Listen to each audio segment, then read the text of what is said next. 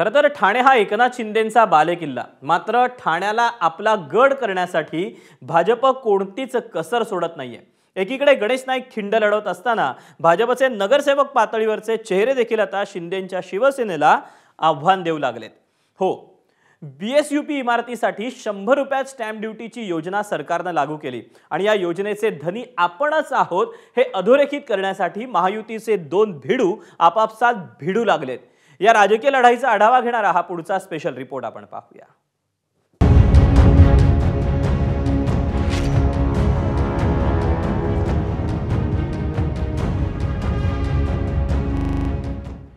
ठाण्याच्या पाचपाखाडी परिसरातील लक्ष्मीनारायण इमारतीखाली फटाके वाजवण्यात आले. ठाण्यातलं स्थानिक राजकारण बऱ्यापैकी कळणाऱ्यांना या फटाक्यांमध्ये श्रेयवादाचा धूर दिसला आणि राजकीय सुराचा गोंगाटही ऐकू आला. आता तुम्ही म्हणाल की नेमकं काय झालं, तर थेट मुद्द्याकडेच वळूया. सध्या मुंबईपासून दिल्लीपर्यंत आणि ठाण्यापासून पाटण्यापर्यंत एकनाथ शिंदेंची शिवसेना आणि भाजप यांच्यामधलं महानाराजी नाट्य पाहायला मिळतंय. त्यातला एक छोटासा सीन गुरुवारी रात्री आणि शुक्रवारी सकाळी ठाण्याच्या पाचपाखाडी परिसरात पाहायला मिळाला. BSUP योजनेअंतर्गत इमारतीतल्या घरांचं फक्त 100 रुपयात रजिस्ट्रेशन होणार आहे. सरकारनं घेतलेल्या निर्णयाचं श्रेय घेण्यावरून ठाण्यात शिंदेंची शिवसेना आणि भाजप यांच्यात लढाई सुरू झाली. प्रकरण हाणामारीपर्यंत आणि पोलीस ठाण्यापर्यंत पोहोचलं. भाजपचे माजी नगरसेवक नारायण पवार यांनी शिंदेंच्या शिवसेनेच्या पदाधिकाऱ्यांना मारहाण केल्याचा आरोप होतोय. साहेबाच्या आदेशानुसार आम्ही कार्यकर्ते घरोघरी जाऊन स्कीम सर्वांना लोकांना सांगत होतो. तिकडून मग आम्ही लोक साहेबांना सर्व लोक सोसायटीचे खाली उतरले. तेवढ्यात तिकडनं ते नगरसेवक नारायण शंकर पवार आले आणि डायरेक्ट आम्हाला बोलले, तू काय श्रेय घेतो का, बिल्डिंग मी बांधलेली आहे असं त्यांनी बोललो. साहेब आमचं लाईट बिल आमच्या नावावर नाही, अजून 3-3.5 वर्ष झाले, आम्हाला काही डॉक्युमेंट नाही आहेत, तुम्ही डायरेक्ट येऊन आम्हाला मारता. कार्यक्रम चालू झाला नव्हता तरी स्थानिक नगरसेवक नारायण पवार हे स्वतः इथे आले आणि नंतर मग ह्याला पहिला आमचे उपविभाग प्रमुख हे स्थानिक रहिवाशीच आहेत, त्यांना मारहाण केली. नंतर मी त्यांना विचारलं साहेब मारता कशाला, जे काय असेल ते बोली बोला आणि हे करा ना. नंतर मग ते माझ्यावरनं उलटा हात गेला, तुला पण बघतो मी काय करायचं ते मी बघतो तुला पण, आणि आम्हाला मारण्याची धमकी दिली. आता त्यांचं काय श्रेयवाद असू शकतो कारण ते बोलतात की मी ही बिल्डिंग बांधली आहे, ते माझं मी श्रेय घेणार.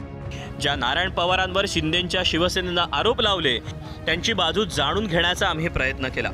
हे काल काय आलेले ते दोघे तिघे जण स्टंटबाजी करून बदनाम करण्याचा प्रयत्न करतात. दुसरं काय, कोणी त्याला धक्काबुक्की का मारहाण केलेली नाही. कोणत्याही कार्यकर्ते, कितीतरी कार्यकर्ते तिथले सोसायटीतले लोक उतरले होते, काहीच नाही, कोणी काही केलं नाही.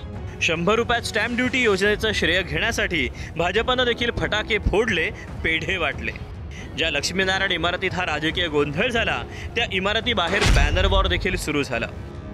ह्या बॅनरवर एका बाजूला शिवसेनेकडून आभार मानण्यात आलेले आहेत एकनाथ शिंदे यांचे, तर दुसऱ्या बाजूला भाजपकडून देखील नारायण पवार यांचा बॅनर लागलेला आहे. मात्र दोन बॅनरमध्ये फरक आहे.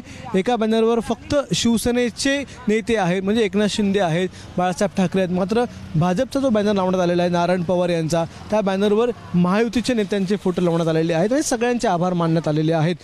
हा जो वाद आहे तो वाद अगदी नौपाडा पोलीस स्टेशनपर्यंत पोहोचलेला होता आणि नौपाडा पोलीस स्टेशनपर्यंत पोहोचून या ठिकाणी एक अदखलपात्र गुन्हा देखील दाखल करण्यात आलेला आहे. BSUP इमारतीतल्या घरांसाठी 100 रुपयात स्टॅम्प ड्युटीची योजना मंत्रिमंडळात मंजूर झाली असेल, सरकार महायुतीचं म्हणजे फडणवीस, शिंदे आणि अजितदादांचं असलं तरी ज्या पैशातून ही योजना राबवण्यात येणार आहे तो पैसा तुमच्या आमच्याकडून कर वसूल म्हणून केलेला आहे. मग तर ही योजना ना शिवसेनेची ना भाजपची. खरं तर या योजनेचं श्रेय प्रामाणिकपणे कर भरणाऱ्या जनतेला द्यायला हवं. पण सरकारी योजना म्हणजे आपल्या बापजाद्यांची प्रॉपर्टी असल्याप्रमाणे मिरवायची सर्वपक्षीय नेत्यांना सवयच जडली आहे. अक्षय भाटकर, ABP माझा, ठाणे. ABP माझा, उघडा डोळे बघा नीट.